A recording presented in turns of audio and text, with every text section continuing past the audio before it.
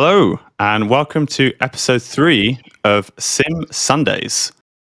Sorry we're late. It's been a little while. We've had some technical issues, but we're here now, and we'll get to that. So far, we've had Random Call Sign, sim racing streamer, and Danny Juicer, esports pro, on the show. And this week, I'm very excited with our guest. She raced from the age of 6 on quad bikes. In 2012, she was karting rookie of the year. 2014, she was third in the Dunkswell Mini Max karting championship. 2019, she entered in 24 hours of Le Mans kart race and was P5 in the Citroen C1 24 hours. And then, notably, in 2020, she was the Brit Kart Endurance Championship winner in the Praga R1T. Very, very cool. Welcome, Jem Hepworth. Yeah. Hello guys, thank you for having me. I'm really excited to be a part of this and looking forward to it.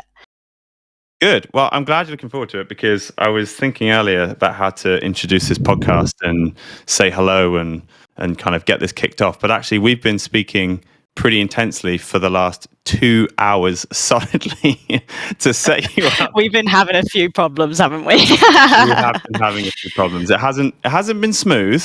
It hasn't been smooth, no. But we're there now, so we can get to the fun bit. We're resolving it. Yeah, we're resolving it. Stuff is still happening in the background right now to make sure that we can do our race. But it's kind of like motorsport in a way, right? Sim racing. I was just about to say that. It's very like up and down, like the real motorsport world. Yeah, emotionally. With Wi-Fi and everything. Yeah. 100%. So, just like in real world motorsport, we've had some technical difficulties, but we're hoping that we're going to get out on track. So, yes, that's the plan. Jem, incredibly excited to have you on because this is a sim racing podcast. So we like to speak about all things sim racing. However, you kind of transcend both real world racing and now sim racing. But your sim racing experience cuts across 2 aspects of sim racing that we haven't been able to cover yet, which is the kind of domestic casual sim racing, as well as the more professional sim racing setup. So I kind of want to dive into all of this and just pick your brains on everything sim racing from a perspective of someone who's an actual racing driver, which is still pretty cool, right? And I've forgotten to mention the coolest item on your CV, the best car you've ever driven, which is the Mean Tangerine. Which is, yeah, of course, the Ford KA. You really left me hanging there, Jem. Yeah, I didn't know which one you were going to say. But yeah, that car was just an unbelievable little wagon. I really enjoyed that weekend as a full. But yeah, sim racing, obviously, actual like sim racing online is a big new thing to me. What I'm used to is basically going to Arden International, which is a young racing driver academy, and they have 2 sims there, and basically what I've known from sim racing over the past 5 years, basically since I've been with them. Before a race, I would basically go to this sim, and I'd be on a Formula 4 car at the time, and I'd learn the tracks. And the great thing about this sim in that sense is Arden obviously have Formula 4 drivers, Formula 3 drivers, and they take those drivers to the track, and then they bring all the data and everything back to where the sim is. And I've seen this happen, so it's 100% true. Basically, the lap times that they're doing on the actual track day is literally within hundreds of what they're doing on the sim. So that's just amazing because it proves that, you know, it's really working and how close it actually is. So that's always good to see. And obviously it's good because I can look at their lap times in the folder and I can go, oh, I'm going to try and beat that. They're nice. A Formula 3 driver, so I'm going to try and beat them sort of thing. And then you can also, you know, work with them and they can give you tips and everything. But like you said, actual sim racing is something I've been wanting to get into for a long time, like online stuff. And that's the plan, and yeah, I'm really looking forward to making that move. Normally it's the other way around. It's normally people on the sim want to get involved with racing, so I kind of like to say that was yeah, you've it's stolen my opposite, isn't segue. it? Which is So really interesting, and yeah, I'm excited basically. Yeah, I was going to say most people would probably start. Most people when their kids would start on their Logitech clamped to their desk, and then maybe do some karting, and then if they're lucky enough to step up to a real high grade simulator, and then eventually reach the lofty heights of actual real world motorsport. And you've recently kind of done the other way. You've done it the other way around, right? So you've got a motorsport, and then that's led to opportunities on the high grade simulators. And now you're experimenting with the domestic style of sim racing, which is really, really cool. But I wanted to jump back, all the way back. So you've had your quad bike. You're on your quad bike. You're loving it. Yeah. You're doing your races, and you realise that going fast is for you. What was the next step? What was the catalyst? What was it that drove you into realising that you were going to become a racing driver? Yeah, so I get asked this question a lot, and every time just when I was younger, anything with wheels I just wanted. When I was 6, I asked for the quad bike for my birthday, and I got one, and then I basically said, oh yeah, I want to race it now, sort of thing. So luckily my dad's an actual mechanic, so we kind of did it together, sort of thing. And we went. And bearing in mind, I was 7 at this point when we started racing, and these were an hour and a half endurance races on a 150cc quad bike. Like, that's intense. Yeah, that's a lot of concentration for a 7-year-old. Do you know what the funniest thing is as well? The one thing that I had no pain, right? But I did have one pain, because obviously on a quad bike you've got the throttle as your thumb. On this quad bike anyway, and the pain I had after the race from my thumb. It wouldn't happen during because of the adrenaline, but afterwards, and that was the one thing I always remember from that. But yeah, going back to why racing, no other sport, like in school, any outside of school, anything gave me the thrill that gave me, even in the quad bike zone. Like it was just so much fun, and I actually was doing pretty well at the time. I think I surprised my family a bit, because they probably thought, oh yeah, it might just be a hobby sort of thing, but it turned into more. So I did quad race until I was about 11, and then I was like, well, I want to take this further now. I want to know what the next step kind of thing is. And obviously you see F1 drivers and professional racing drivers have always done karting. It's always been the way in, most of them anyway. So then basically I got told where my home go-kart track was, and we went there, and basically the rest is history. It all just went so well. Obviously in motorsport you have up and downs, don't get me wrong, all the time. But yeah, there's no other sport that feels like racing for me. So how intense? Love it. How intense was it when you first started? So you're still at school at this point. So when you were regularly karting, what did that look like? Are we talking weekly or monthly or several times a week? And how did it interfere with school? Was it a real intense program that kind of interfered or not? Yeah. So I remember at the beginning of go-karting, it would be like 2 weekends a month sort of thing, and it would just be the Saturday, Sunday. So at that point, it was fine with school and everything. It was still very competitive, and this was club racing. Bearing in mind, my home track was Dunkerswell Raceway, which is now called Mansell Raceway. I still call it Dunks because it's just natural. But yeah, so I'd go there like 2 weekends a month, and a bit of Clay Pigeon as well, which is my other home track.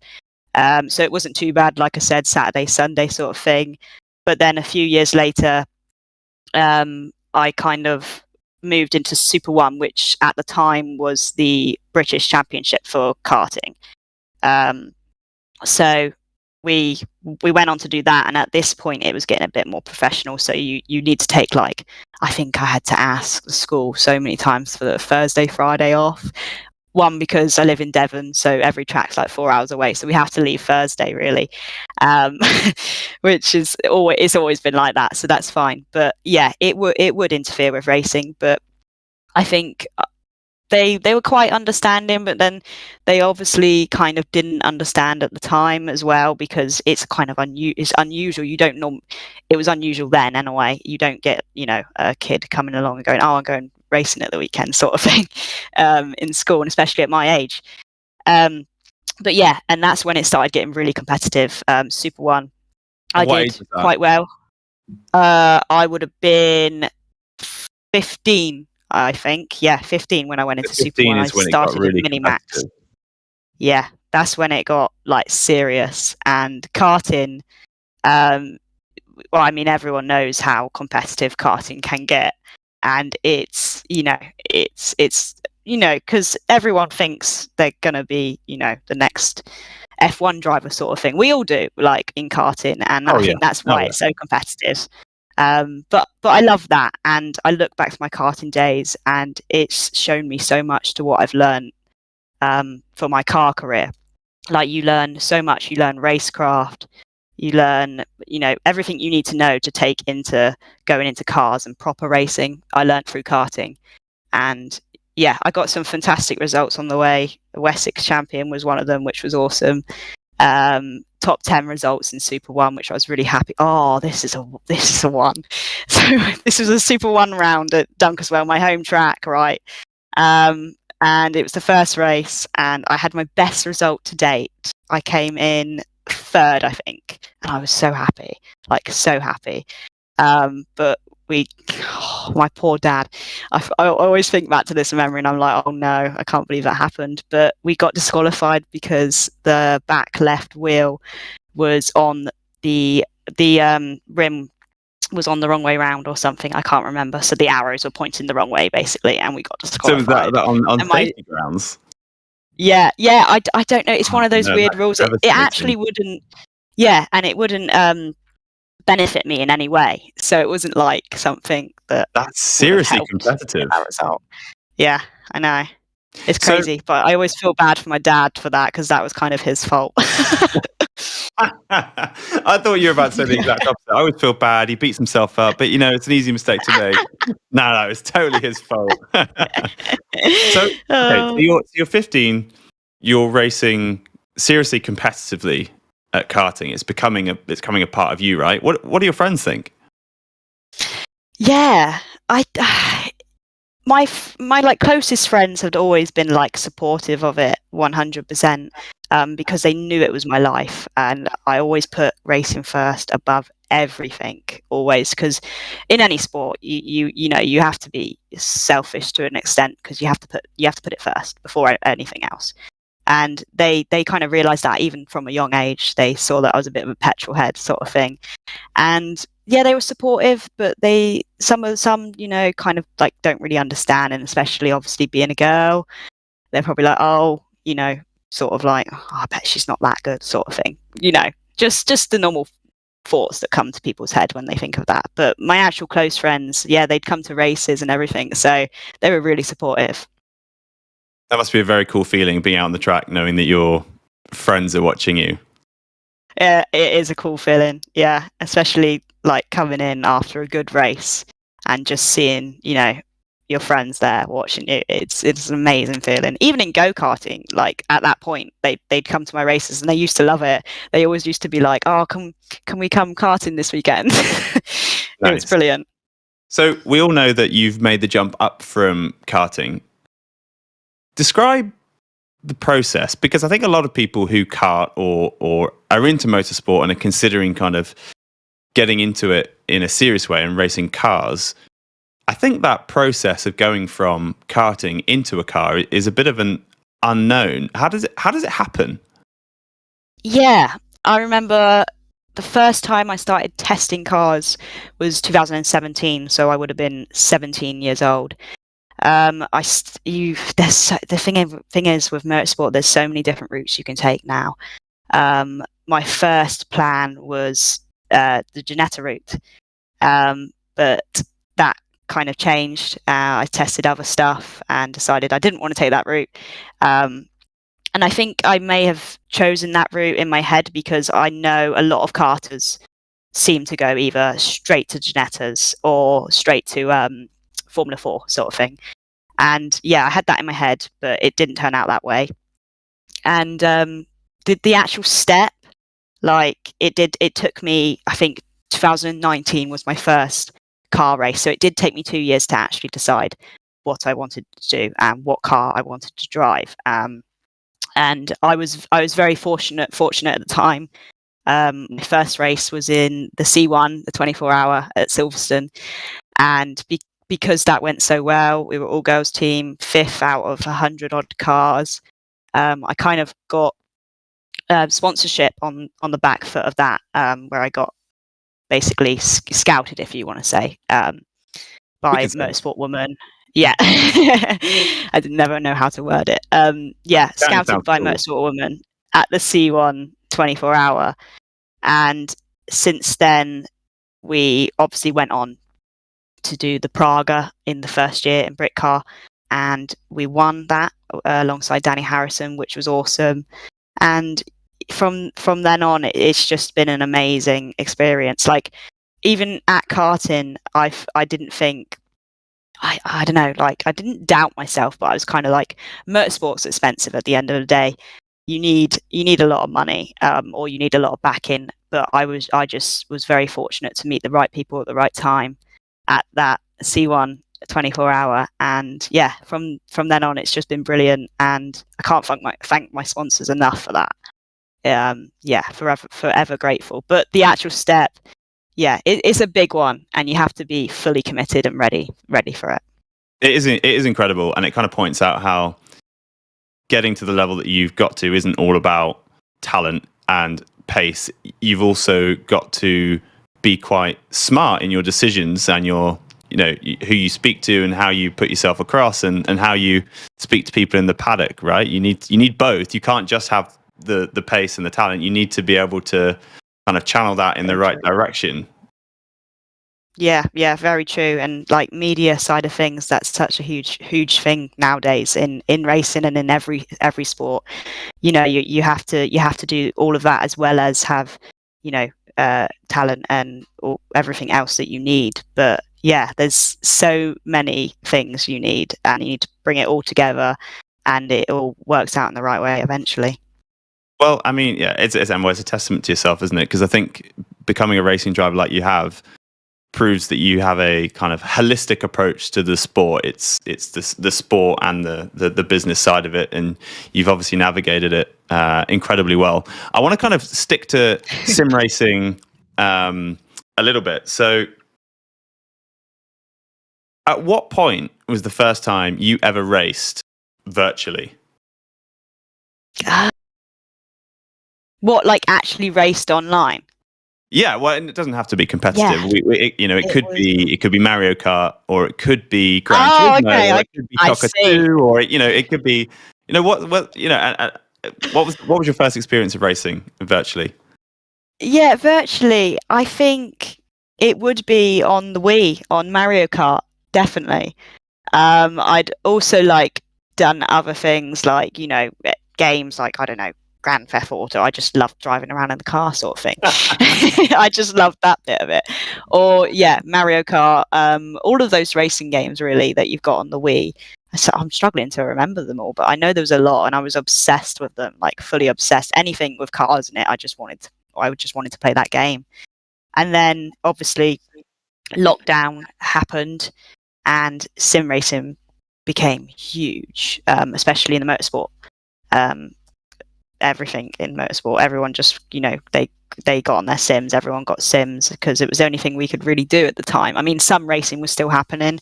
I was very lucky. I was actually still racing during lockdown, but most people weren't. Most things were cancelled. So it became a big thing for me then. And then I luckily got a sim sponsored to me, and yeah, I did a bit of that online.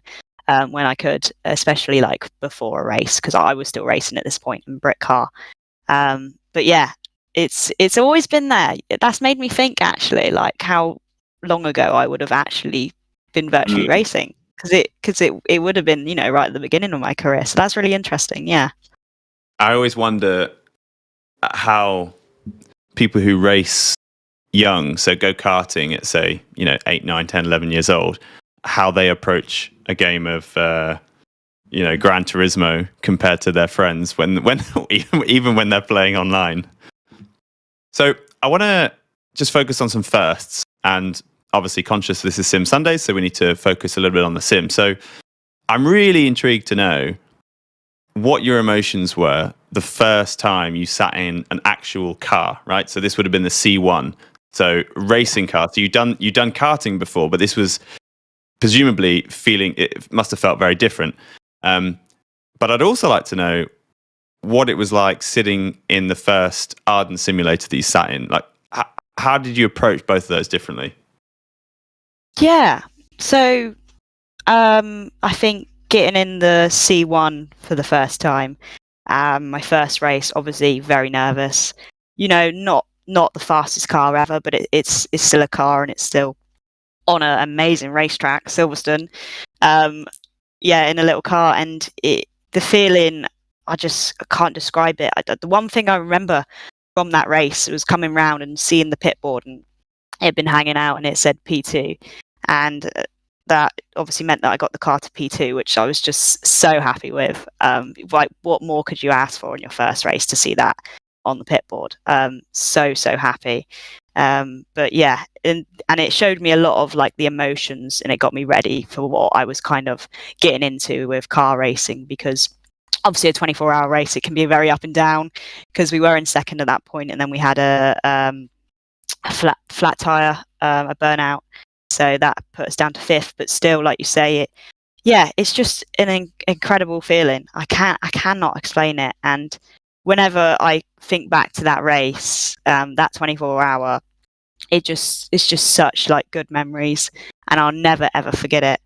Never forget it. First time in that car racing, and then first time getting in the Arden sim. I'm trying to think how long ago that would have been. It would have been a while, because that would have been the first sim that I'd properly sat in, and like, I remember being I was just quite shocked. I was like, wow, this feels really real. I remember, it sounds silly, but I remember even like when you'd rest, I'd rest my hands on the straight, and the steering wheel would be like that. It's that sensitive. And going over the curbs and the cambers and everything, it's just everything's so precise on it, and I was really shocked. And again, it was an awesome feeling to be able to feel that and know that I can use that sim before a race, and kind of know where I'm going, but also I'm getting the force feedback that I get in the actual car, so it's just perfect. But yeah, a great experience. I bet. And I know that obviously you've used the sim to prep yourself for testing in Arizona. So talk us through what that was like. In terms of the day, right? Presumably you don't just rock up and say, I'm here for the 10:30 slot. You sit in, you do some driving, and then you have lunch and go home. There must be a bit of an intro, a process, a briefing. And tell us a little bit how you used it to prepare yourself for that Arizona test. Were you very conscious of the Arizona test coming up when you were in it? Yeah, so this makes me laugh every time, because the one track that we were going to in Arizona wasn't on any sim online anywhere, so we couldn't actually practice on the track. So I said to Steve, who's my coach at Arden, great coach, great guy, really knows what he's talking about. I said to him that, look, well, I said, can you try and find it, sort of thing, and he said, it's not anywhere. You can't get it anywhere. So at that point I was a bit like, oh no. Obviously you can have track maps, and I'd go on YouTube and I'd be looking up all sorts of stuff to try and get the feeling of the track. But sim wise, what track did we use? I think we just used Silverstone to just practice in the F4 car, because we knew it was going to be the F4 car, the US version, and luckily Arden had that spec and everything on there. So I was just using Silverstone to get to terms with how the car reacts. And I remember that a few of the main things was you need to be really gentle on the throttle because it just balances the whole car. And that was spot on, because when I went to Arizona, I learned that, and I could really feel that you like, for example, turn one, there's a bit of it's a blind corner, and then you've got like a long right onto the back straight. Basically, because it's blind, you have to keep your foot pinned, because if you lift off that throttle going up that little blind hill, the whole car unsettles. And I learned that, and I had a little bit of a moment, and yeah, that kind of proved that the sim really worked, sort of thing. But yeah, the whole process was crazy. I think I only had I say only a month. It was a long time. It was enough time to prep. But yeah, I'd never had to experience prepping for something like that before, especially when you don't have the actual track to test the car on the sim. But we obviously did all the right things, because it went really well out there, and I was really pleased. Went really fast. But yeah, most amazing experience. I'll never ever forget it. Yeah, I bet it. I mean, I remember when you were out there thinking, I can't imagine the adrenaline, the excitement that you must have flying all the way to Arizona to go and test that car. It must have been quite overwhelming when you were actually there. And then obviously you had Barcelona. How was the prep for Barcelona? Yeah, so the prep for Barcelona wasn't as good, sadly, mainly because I didn't think I was going. So I got the email saying that I wouldn't be taken to Barcelona. But I knew what I needed to work on. I knew what I needed to do at the time. I know how I did in Arizona. I know I performed to my best, and I was, one of the quickest. So I was gutted that I wasn't going. But then, this is motorsport for you. I get a last minute call when all the girls were already out there.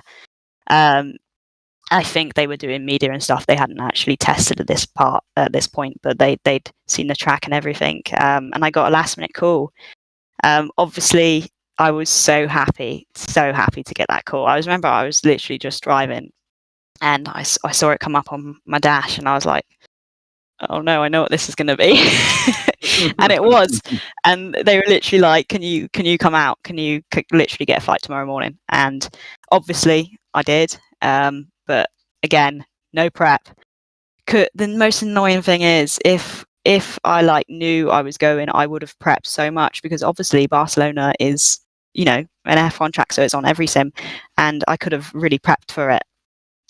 So I was really gutted, but there's nothing you can do. And sometimes in motorsport, you are put in those positions, and all you can do is learn from them. The best thing I can take from the experience is being able to how much I learned. It was the first time in a Formula 3 car ever. I learned so much, even like silly stuff. What I need to work on, basically. My neck was absolutely fine. My arms were fine. My legs were fine. My feet were fine, and everything. It was really weird experience. It was actually my hands that were hurting, and I think it was like a grip kind of thing. And I've now learned these special exercises that I need to do in order to make that fine. Because as you know, in Barcelona, you've got that last chicane section that every racing driver hates. That's where I was struggling through there the most. A lot of the girls were struggling, but I really, really struggled through that section. But yeah, like I say, I've learned so much, and I know what I need to do now. But it would have been such a different few days if I had prep, and I know it would have. And that's gonna hurt for a while. But yeah, all you can do, I've learned in motorsport, is you have to have resilience, and you have to come back 10 times stronger, and you'll be all right. Yeah, of course. I mean, it's going to hurt until next time, right? Yeah, exactly. Until next time. Well, I feel like you might be reading my my show notes here, because my next question was going to be about the physical and how you prepare for it. But it sounds like actually it wasn't too bad, or alternatively, maybe actually you just prepped enough. Yeah. Physically, I've obviously learned a lot now of what I need to be able to drive a car like that, and I've learned the step from a Formula 4 to a Formula 3 car is huge. like huge, because I found it really relatively easily physically to drive the Formula 4 car. And then in the F3 car, my neck and everything was okay, which is good to hear, because I've been working on that. So that was good to kind of prove that to myself, that it was working, everything I'm doing.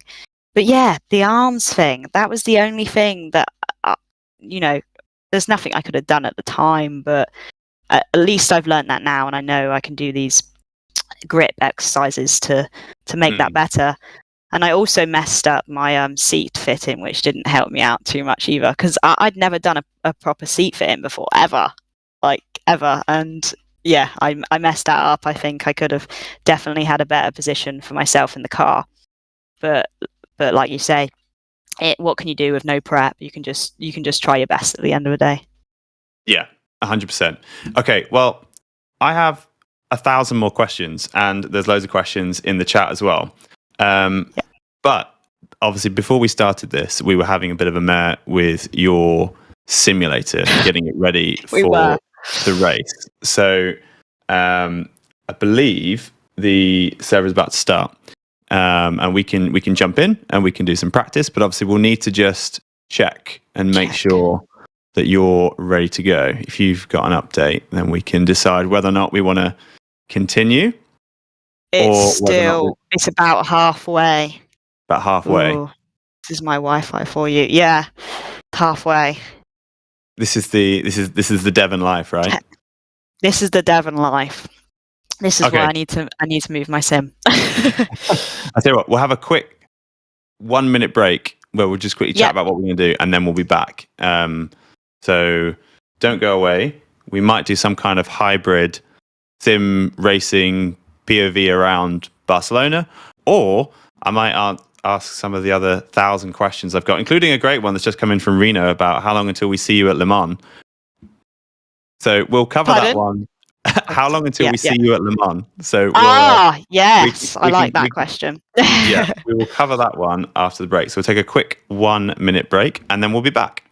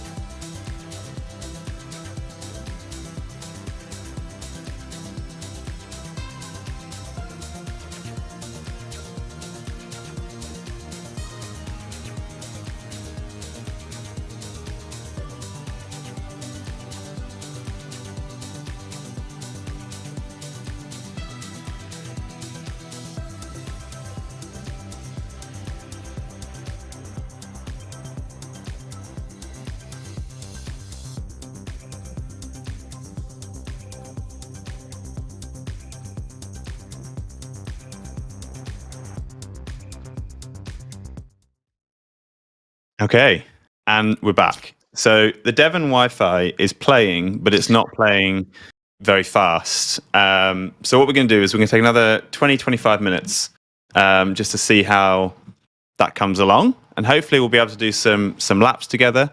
And it would be quite cool, actually, Jem, to hear you going around Barcelona in the sim, but having done it in real life, because I imagine there's some differences. Now, how many different sims have you driven Barcelona in terms of titles? So I mean, like Assetto Corsa, iRacing, and then whatever Arden uses. How many versions of the track have you driven in? Yeah, so I've done it on Assetto Corsa because that's what Arden uses, and I've done it on iRacing because that's what I've been using normally on this sim. But yeah, I was actually really looking forward to seeing what this F3 car would feel like around there on the sim, because obviously on the Arden sim it's pretty like spot on because we've got the exact setup of the F3. But yeah, when I was out there like in person driving the car, I can remember it was very like, it's a technical track, and you have to get things right in order to really get your lap times down. I know, I think it's turn turn 3, the long right-hander. I really like that corner because, well, in person anyway, you really have to like kind of balance on the throttle with the car. So you're like 20% off, but then you're gradually going back on as you're coming out of the corner, and you got to get that line like totally right on the exit. And yeah, I just really love that corner. It's great. But yeah, the rest of the track, it was just an unbelievable experience driving around, and especially like after watching the F1 the other week, when I was looking at it and I'm thinking, I've driven around that track. That's a pretty cool moment. I'm not going to lie. I'm not going to hide that. I did think that. No, I mean, why would you hide it? I would be telling everybody. One thing you hear a lot of drivers saying is that one of the things that surprises them the most when they first step up through the formulas is what it feels like when you hit the brakes. So, did you feel a similar thing in Formula 4, Formula 3? Was it a kind of a big step up in the amount of brake pressure and how much you get thrown forward?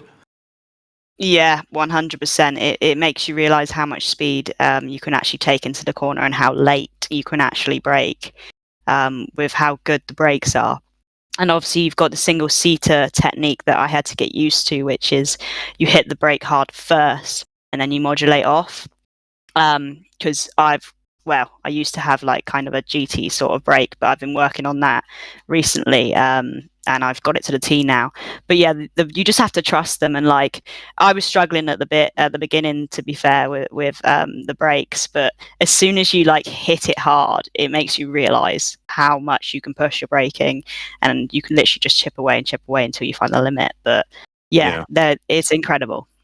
Well, it's interesting because I was thinking about braking specifically in terms of sim racing and real racing. Now, you've raced in lots of different types of cars, right? So presumably all the brakes feel slightly different. And when I say they feel different, I mean they feel different underfoot in terms of the pressure, but also they feel different in terms of how quickly you decelerate and what that feels like in the car.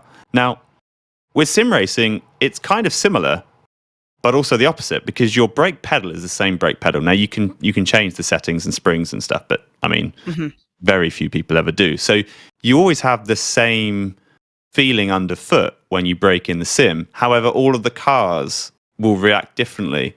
Have you found that in the Arden sim? Have they managed to kind of map it out so that it feels the same and acts the same, or do you have to, when you get into a sim, do you kind of put on your sim foot for the brakes?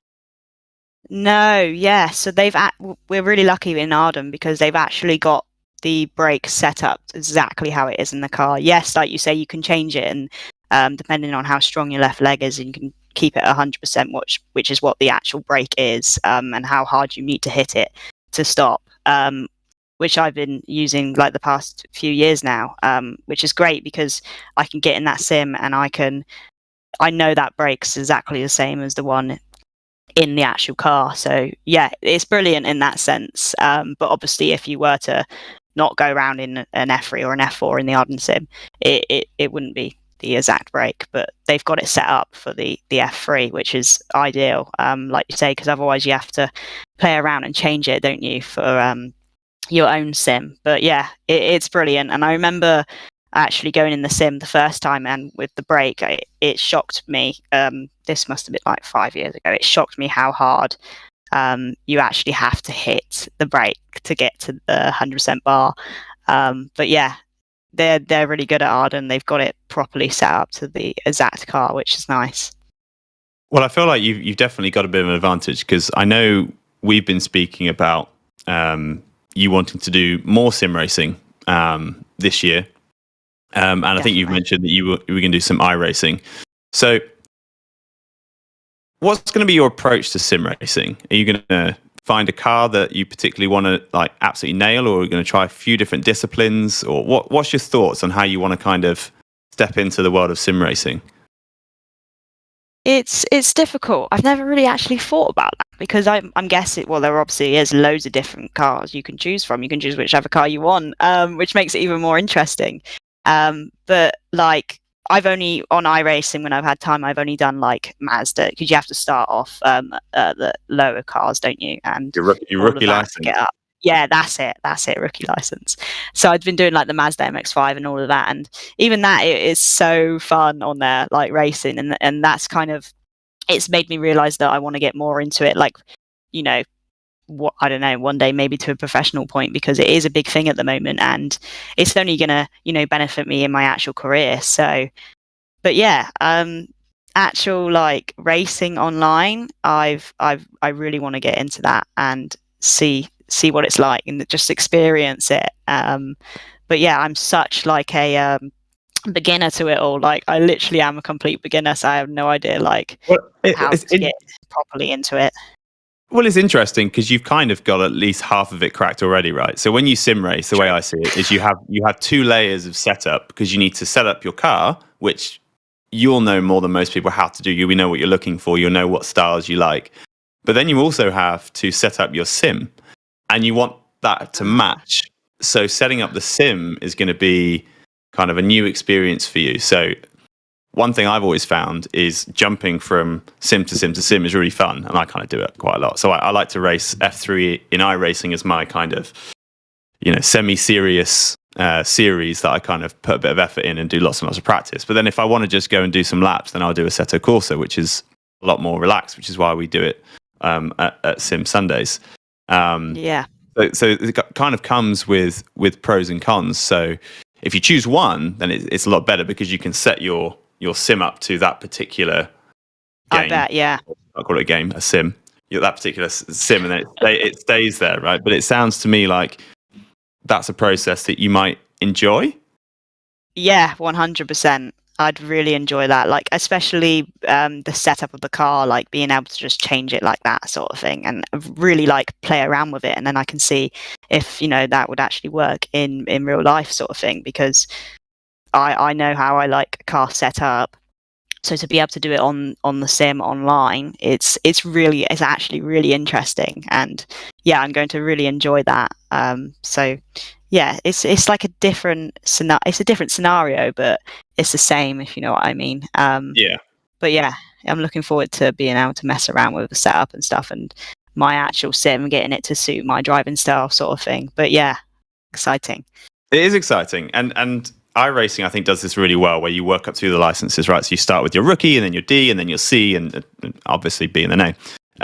But it's quite good fun how you have to kind of maintain your safety rating, and then you've also got to have this performance rating that goes up alongside it. So you need to win races, right? Or at least come in the top 10 in order to go up the rating. So have you had any competitive ranked races so far, and how have they been?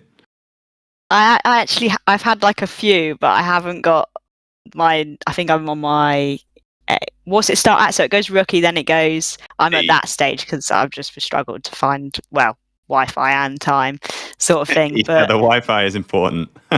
Yeah, the Wi-Fi is important. But even like at the rookie stage of doing the racing on there, it was so fun in like the Mazda MX-5, and I was doing it on tracks that I didn't even know, which was even funner, because you're just kind of going around in the Mazda and also learning a track that you don't know. But yeah, it's Okayama, Tsukuba.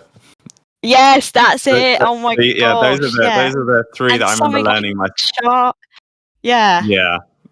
But it's funny because I'd never tried them before, and I remember firing up iRacing and going, "Oh God, these new tracks! I don't like them. I don't know them. They're not on the Formula One calendar." And now, I love them. I love them. I feel like I have a real affinity to them. It's made me want to go there in real life. Yeah, I bet they're really like friendly club level feeling places to race. So something I would like to know is, has anybody recognised your name when you've been racing online? And realize that they're racing with, because obviously you can't fake your name when iRacing because it goes through credit cards. Oh my gosh, yeah. I haven't got an answer to that question yet, because I don't think they have. Not yet, anyway. But like I say, when I start using it more, it wasn't. They'll be like, "Oh my God, I'm beating Jen Hatwell." Probably, but I can't prove anything. But probably. No, probably they might have seen it and been like, "Oh, that's Jem." So. Racing online as a sim racer, I think it's probably safe to say that you'll be one of the very few women who race in sim racing, which is a shame, really. And it's something that we've on Gridfinder we've tried to promote in the past with some iRacing groups. It was a group called the Ladies of iRacing that did oval racing together, and it was kind of a women-only racing league. But I've seen, you see online quite a lot of negative comments towards women when they get into sim racing, and it kind of makes me think that, in fact, rather than me stealing this question, because I realize I've been inspired by D&M Sports Debate, which is a great name, great username on YouTube. But D&M Sports Debate has asked, and I was going to wait to ask these at the end, but since we're here, what's it like being a female in such a male-dominated sport? Do you feel like girls have to work twice as hard as the lads, or is that not something that ever crosses your mind? And then he says, my missus sim races and struggles with the male egos. I can believe that. Yeah. It's always going to be a factor, but I do believe it's definitely changing for the better at the moment. But like, for example, when I first started, even quad racing, right? I'd get like weird looks, like they'd be like, "Oh my god, that's a girl in a quad racing," and even in karting, like you just mentioned, I think it's ego. Like I don't know why it's like this, but boys will just automatically think, "Oh, I can't be beaten by a girl because she's a girl. I just can't be beaten by her." But really, at the end of the day, when you've got your helmets on, it doesn't matter who you are, what you are. You know, it's is that the case? Do people race? Do you think that people race against you the same way they would race against a male racing?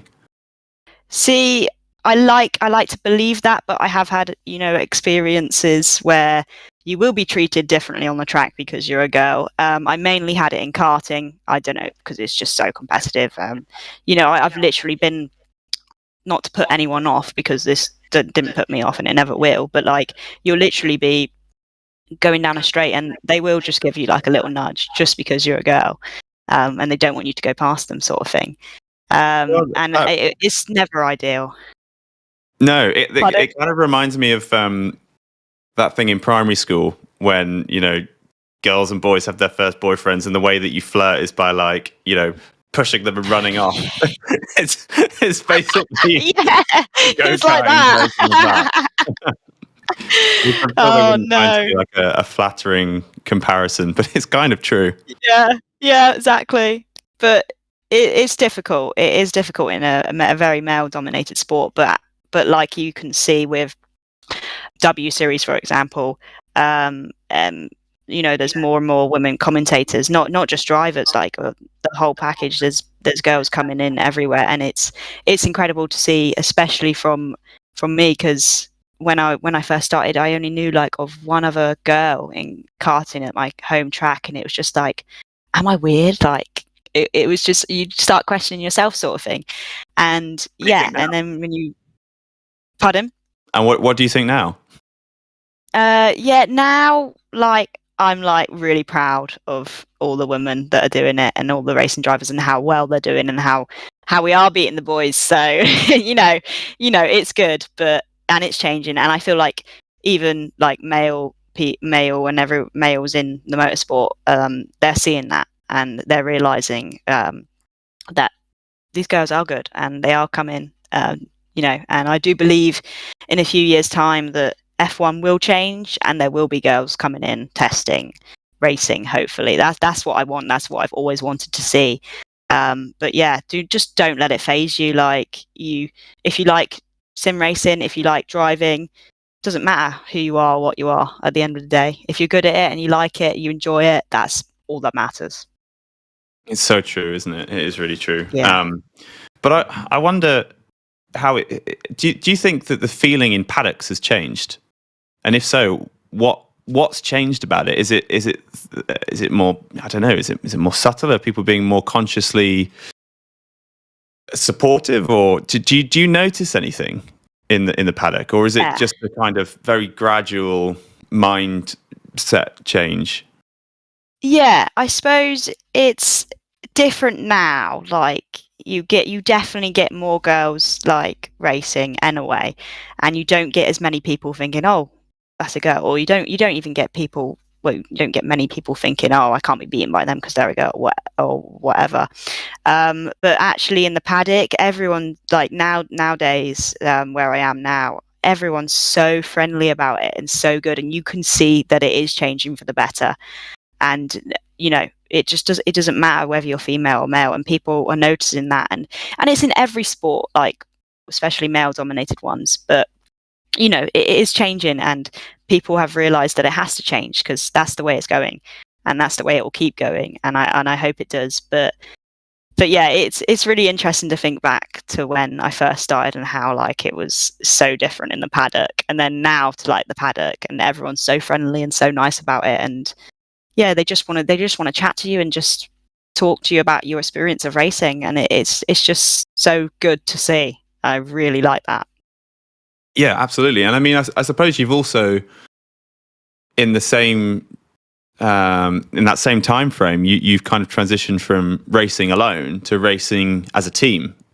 So presumably that already makes the atmosphere in the paddock completely different. Racing as an individual with perhaps your dad as a mechanic to racing as part of 2, 3, 4 drivers and a whole team around you, or maybe even 2 cars. Yeah, it's incredible. Endurance, obviously, my first race with the C1 was endurance, and I knew at that point that endurance was going to be a big part of my racing career because I'm a real team player and I love working as a team. And the atmosphere, I just cannot explain it, of any race when you're in a team. It's just so nice and especially like different experiences. Like, for example, I'd been in like a few different I've had a few different teammates over the past couple of years, and also teams, like when I did the Ford KA race with Gridfinder, and how it's just nice to see each time how different your team reacts and the way you go about things. And we worked really well as a team, really well, and we had a great race. But yeah, the adrenaline and the excitement of endurance has always been there for me, being in teams. And even like with Praga and all of that, it's only 2 of you, but even that I enjoy it so much. It's so much good fun because you really need to work together to get the results that you want and make that happen. But it's just such an exciting feeling. Yeah, I just think from my limited experience racing that with an endurance, if you're racing as part of an endurance team, then all of your emotions are doubled down on, right? So if you do something particularly well, then everybody gets to celebrate. I'll never forget pulling into Cadwell Park, into Parc Fermé, when we got that P5, pulling the car in, looking over and seeing you and Tara and Chris and Toby and everyone cheering. And it was just the most incredible feeling. It is the best feeling, isn't it? Yeah. But then I equally remember sitting under the awning and one of not our car, but another of the cars pulled in. And they pulled in with that bright orange streak along their bumper, looking at each other going, I recognise that paint.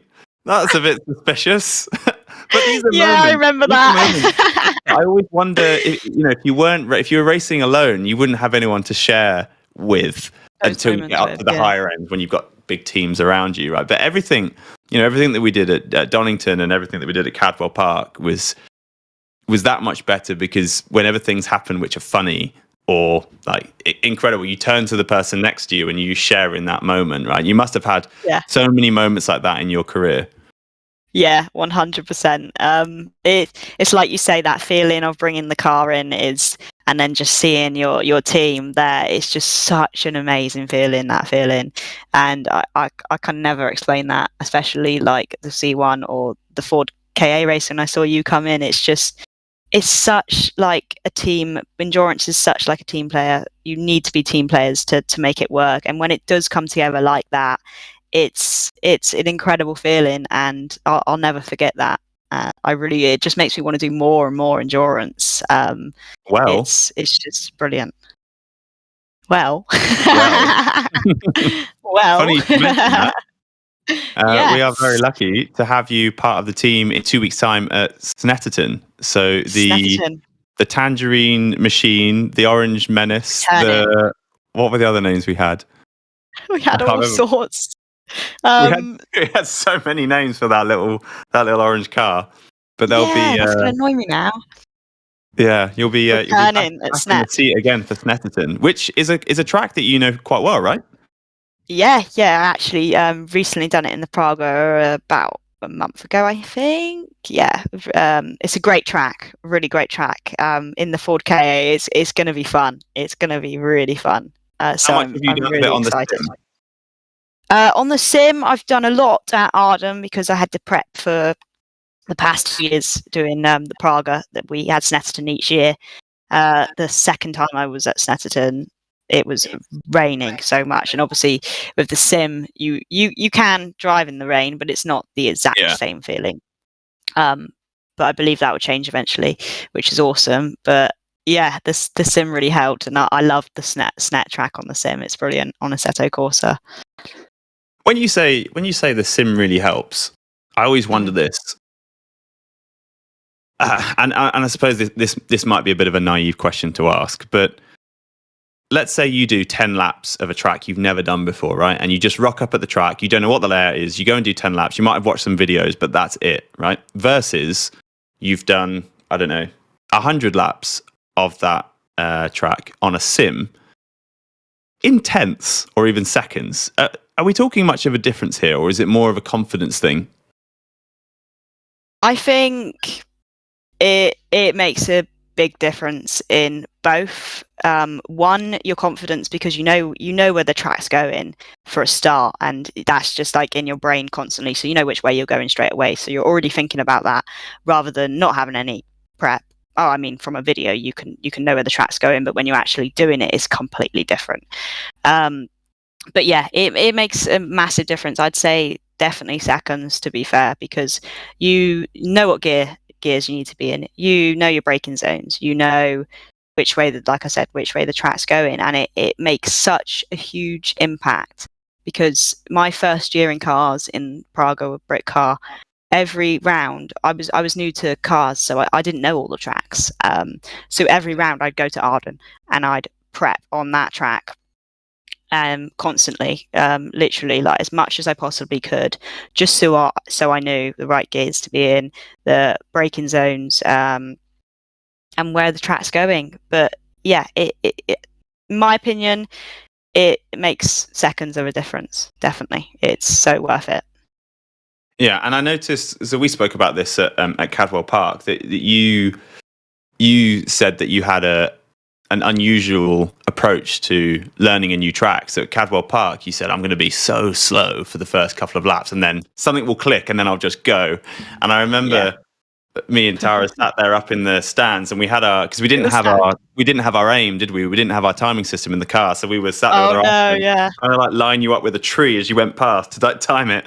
And it was so true because I can't remember the lap times, but I remember, let's say it was a 2:03. It was like 2:03, 2:03, 2:03, 2:03, 1:58. Bang! Is that where did that come from? It was just so fast. Is that honestly a conscious decision, or is that something that just happens? No, so it's not a decision. Obviously, I'd way rather like be able to go out there straight away and do like 1:58, 1:59. But it's always been something with me that I'm actually trying to fix at the moment, but basically just make it shorter. So I go out for like say 2 laps and then I'm bang on it, sort of thing. But yeah, it's always been a thing, and I end up panicking people when I do that, because they're like, "Come on, Jem, you need to click now," and then I come round and I've done it. So, but yeah, it's always been a thing with me. It's strange. And had you? I can't remember if you'd practiced Cadwell on the sim before, or was that one you'd done previously in other series? No, so I hadn't done the sim, and I hadn't raced there at all. I just was looking at YouTube videos because they didn't have any space at Arden to put me in time. But actually, saying that, I think when I first went to Arden, I think one of the second sessions or something, I think Steve put me around Cadwell Park, and I was like, wow, I really want to drive here. I really want to drive here. But that was years ago. Yeah. It's just an incredible track. I can't believe I hadn't been there before. It was unbelievable.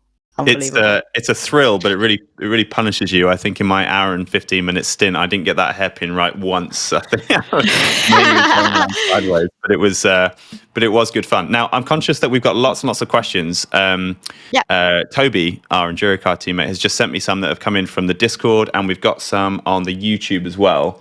Can we get a quick update on your download?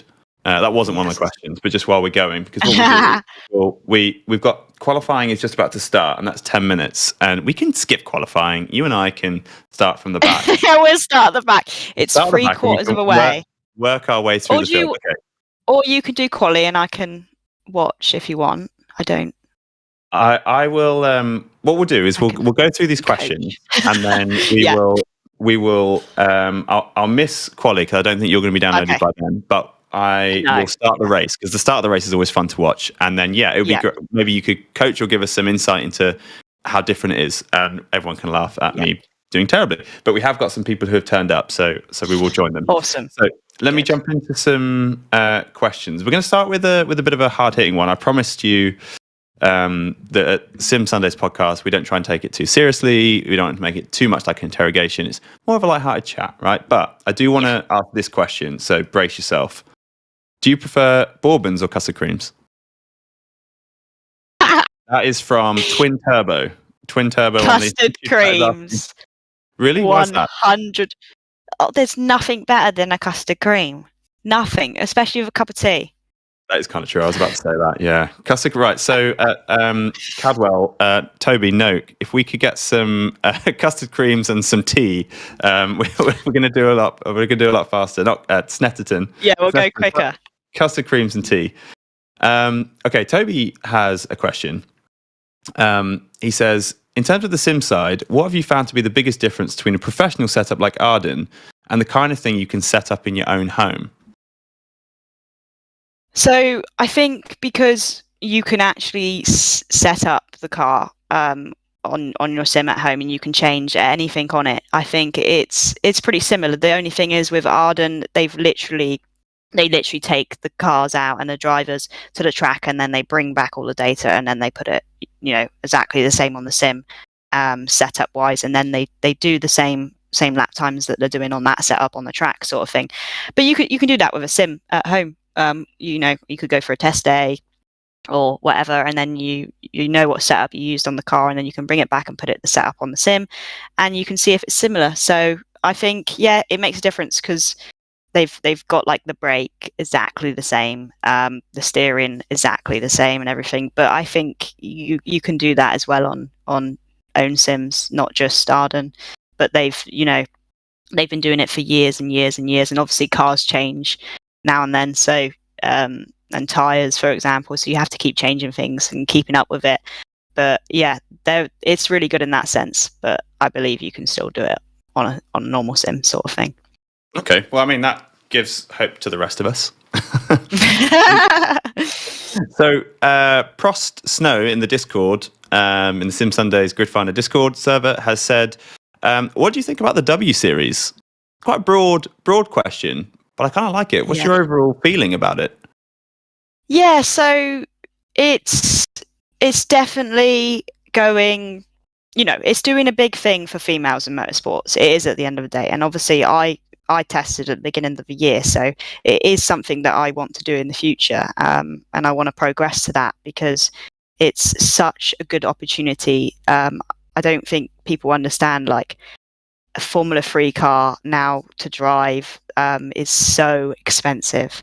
So the fact that they're doing this for women and giving women these opportunities to drive a car that amazing and on tracks, and not just random tracks, they're following F1 tracks, like, it's an incredible experience. And I think it's difficult from my perspective at times because obviously you have got Jamie Chadwick that's won the championship twice, and she's gone back in, which is absolutely her choice. But the series was told that it was set up to make girls progress, and I do feel like we will see that in the next couple of years. I do believe that the series will do that for them. I think with COVID and everything, it just kind of put a hole in everything, didn't it? But I believe it's for the better, and I really will forever be thankful for the opportunity that they gave me. Yeah, great. But it's an interesting point you raised, isn't it, actually? Because I hadn't thought about that I suppose it was designed really to promote women in motorsport and to almost be the natural feeder series into the other formulas. And it's I suppose without that progression upwards, it kind of ironically makes itself. It kind of makes itself the glass ceiling, which is kind of the exact 100%. opposite, I suppose, of what it. But I suppose there's there's probably factors outside of their control there, and that's not the ethos of the series, right? Yeah, exactly. That's what I really hope to see, because that's the one thing I love about it, is the fact that it's been set up to get women to progress. It's not been set up for them to stay there. So when we see that happening, I think a lot of people's perspective will change. But like you say, there's so many factors that come down to it. Like, obviously, if you were to go to single-seater route, Formula 2, that's still it's a massive amount of money again. So even though the drivers do get paid, but it's not quite enough to sadly buy a Formula 2 drive. So you need opportunities coming your way, which I do believe it will come, and I think we will see those top drivers going through and making progress, and it's definitely what I want to see. So hopefully we do. Yeah, well, of course, 100%. Hopefully I'll be one of them. Absolutely. So one of the things we like to do on this podcast is we ask and I've just realised at this very second that I forgot to mention this to you. So you haven't got much time to think of one, but we ask the current guest to ask the next guest a question. Okay. Ooh, okay. Which means we asked our last guest to ask a question for you. So our last guest was Kavana Gaming SimSport team manager and pro esports driver Danny Juicer. He's also organising the Sim Racing Expo. So he's very much into sim racing. But he has asked a really nice question, which is, what are your pre-race quirks? So I have quite a few. I think my main one is I'd like to get in the car if I can, quite literally nice and early. I don't know, 15 minutes before we have to go, sort of thing. And I like to shut my visor and my eyes. Don't ask, just do it. And I go through the track in my head. So I'll go through. I don't know. For example, at Silverstone, I was doing it. I do it every track. So I'd be going through the track. I'd go through the gears, the braking, and just going through it in my head. And sometimes I even turn the steering wheel in the car, and just get fully prepped in that sense. And also I do this weird thing with my hands. So I'd be sat in the car, and I always go like this before. I don't know what it is. It's just this weird thing that I do. And the last thing is, yeah. It's absolutely freezing, and you're trying to warm your hands up. Just trying to go like this, trying to warm them up. I've done it throughout my career. It's just that little thing. I don't know. But and now I can't not do it. If I don't do it, I feel like something's going to go wrong. That is the problem, isn't it? Yeah, so that's the main two things that I kind of get in my head first. And also, this is another weird, I think a lot of racing drivers do this though. I pick a toilet, and I have to use that toilet, that door of that toilet every time I go to toilet. Otherwise, I feel like something's going to go wrong. I would like to question you saying, I think a lot of drivers do this. How do you know a lot of drivers do that? That sounds to me like something that people do but never tell anyone. Is that a common chat amongst the paddock? I need to ask more people about their pre-race toilet routines. Yeah, I don't know. I've heard it a few times that I know, but and then as soon as you hear it, it kind of goes in your brain. You'll probably end up doing it now, Tom. So I don't know. It's just this OCD thing. I pick a toilet, and if I can't go to that toilet, I have to wait until it's free because I have to use that toilet.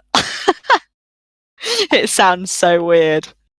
I'm gonna have to take your word for it. Then I might have to start doing that. The thing is, then if you go to so many tracks, you have to know all the toilets of all the tracks, right? So there's quite a lot of logistics involved in this, making sure that your garage is near the toilet that you like.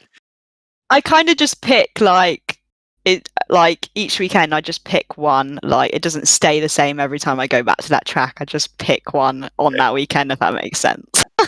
that makes a lot more sense. Okay, should we get a last minute update on your download? Because we've got 30 seconds of qualifying left. So I'll be starting at the back of the grid. Hopefully you will be too. But it might be a bit... So it's done 5.9 gigabyte out of 8.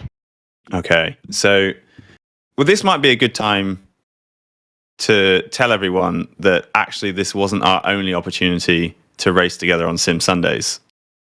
Yes, it's exciting. I'm going to be around again, which I'm really excited for. Obviously, it's such, like you say, if I can't race, I will be back next at some point on the Sim Sundays, racing with you guys. It is very exciting. It's going to be nice to have the perspective of a real life racing driver. I love always saying real life racing driver. I don't know why. It's cool. I always have it in my head as like a kind of a goofy South American voice when I'm saying it. I've got no idea why. But yes, Jem will be joining Chris and I on Sim Sundays for as many Sundays as she can make, which is great. Yes. Obviously, you've got quite a busy calendar. You'll be racing a lot and probably driving back from a lot of tracks. I will be occasionally. So between the three of us, we'll have Sim Sundays covered. Yeah, and we can ask our guests some cool questions. So this is what I'm going to leave you with, because I'm going to have to dash across, and then Mike is going to change my camera into the little bubble thing. So whilst I'm going across, I'll give you the question.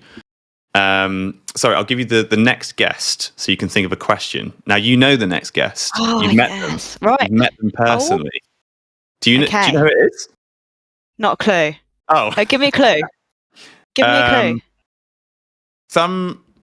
Some would refer to him and say that he's famous for being Jimmy's cameraman. Steve! Others would say that he's also quite a big deal in, like, race department, Simracing.GP, everything else. He's a legend. I don't know who those people are. So he is our next guest. So don't think about it too quickly, because you need to feel some silence while I move across to the other camera. Okay? I'll leave you with that. Okay. This is good training for our following episodes. Yes, very true.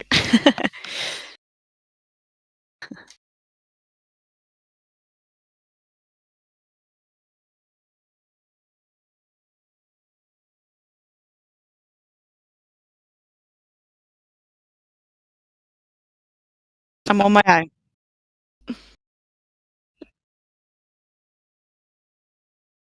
Okay, can you hear me and see me? Yep. Okay. Yep, got you. Right. Okay, I think I've just missed the start of the race. I have, right, so I'm going to have to do some catching up. So I'm 5 seconds behind. I'll be coming out the pits. Ooh, nearly lost it. So I've got completely cold tyres at this stage. Here we go. Okay. Oh! The moment. So, yeah, the cold tyres are real. Yeah. The best way is just to stamp on that brake pedal. Right. Can you see what I've done? I've blown the engine. I didn't even know you could do that in a Formula 3 car. Right. Do you know what? You've got this. Reset. So last week we had Danny Juicer on the podcast, and Danny decided to drive the NASCAR, and I can't remember which track we were driving around. It was a shortened version. It was a Watkins Glen. Thanks, Mike. It was a Watkins Glen, and we were doing the short version, and we were going around, and obviously I get a bit nervous because we're doing it on the Sim Sundays podcast, and I don't want to be too far behind, and we had other people who had signed up for the race. Anyway, so we're going around. I think we're about a lap and a half in, if that, and my engine blows up out of nowhere. This has never happened to me before. In fact, I think my engine has blown up twice in my entire sim racing career. Once was just now, and the other one was on last week's Sim Sunday. And Danny Juicer, absolute legend, decided that he was going to bump draft me around the entire track. So we did 3/4 of a lap with him just kind of pushing my car along until we managed to get it into the pits for a repair. Oh no, I love that. Yeah, and what a legend. He was a bit of a legend, but essentially what's happened here is that it's happened again. Oh no. Has it actually? So not only was your Assetto Corsa, whatever we're going to call it, bugged, broken, not wanting to play ball at all, so that we couldn't race with you.